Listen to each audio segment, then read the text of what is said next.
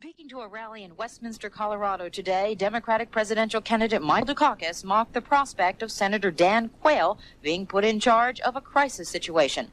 Dukakis said, quote, "It gives you the chills, doesn't it?" President Reagan is planning to meet with physicist Andrei Sakharov during the Nobel Peace Prize winner's visit to the U.S. The Soviet dissident spent 7 years in internal exile for criticizing the Soviet invasion of Afghanistan. This is your network for the rest of the news. While it is still unclear exactly why American-born missionary Bruce Olson was taken captive in Colombia, IMS News has learned that perhaps the best clue may come from Olson himself in a recent letter to one of his supporters. Jim Mills reports. In the letter dated August 18th, Olson recounted a recent skirmish between government and guerrilla forces when many records were recovered from the guerrilla ELN group. According to Olson, the journals found from a high-level guerrilla leader indicate concern over the non-cooperation of the Mogollon Indians in the rebel cause, and they're not allowing rebels to hide out on their land. Olson concludes by quoting a section of a journal suggesting the removal or change of Bruce Olson, first through negotiation, and if that should fail, then by whatever means are most effective. Olson was taken captive October 24th. Jim Mills, IMS News, Washington.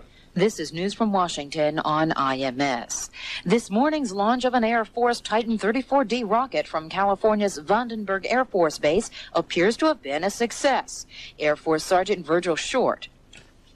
We launched a classified payload on Titan 34D this morning at 10:03 a.m. Pacific Standard Time, and everything looked good.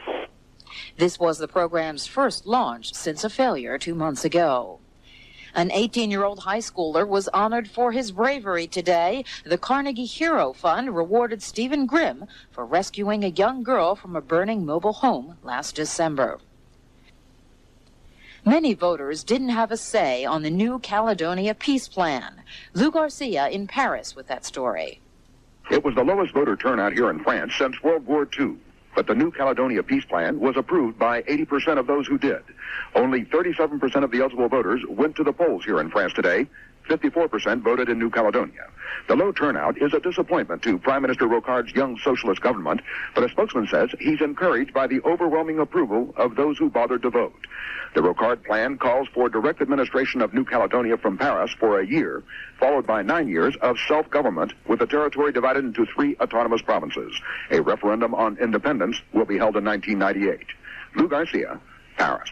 14 Catholic homosexuals were arrested in New York City today as they tried to draw parallels between homosexual discrimination and the Holocaust. The group disrupted an otherwise peaceful march commemorating the 50th anniversary of the beginning of the Holocaust, the night when Nazis moved openly against Jews and their shops and 200 synagogues. Typhoon Skip bore down today on the central and southern Philippines, only 2 weeks after Typhoon Ruby killed hundreds of people. Forecasters expected Skip to hit land tonight. Donna Francavilla, IMS News, Washington. WOLC, giving thanks to God the Father. Enter his gates with thanksgiving and his courts with praise. Give thanks to him and praise his name, for the Lord is good, and his love endures forever. Be joyful always, pray continually, and give thanks in all circumstances.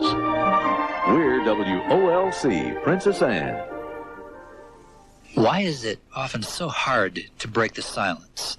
What are those sound barriers, those obstacles that make it so difficult to talk about Christ to someone who desperately needs him and who, if the truth were known, will die a terrible and final death if he doesn't find Christ as Savior?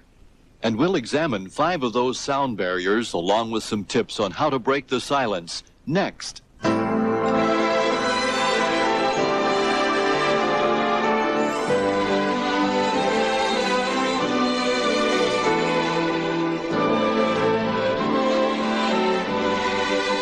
And welcome to Radio Bible Class. Hi, my name is Les Lamborn, and I'm so glad you could join us today.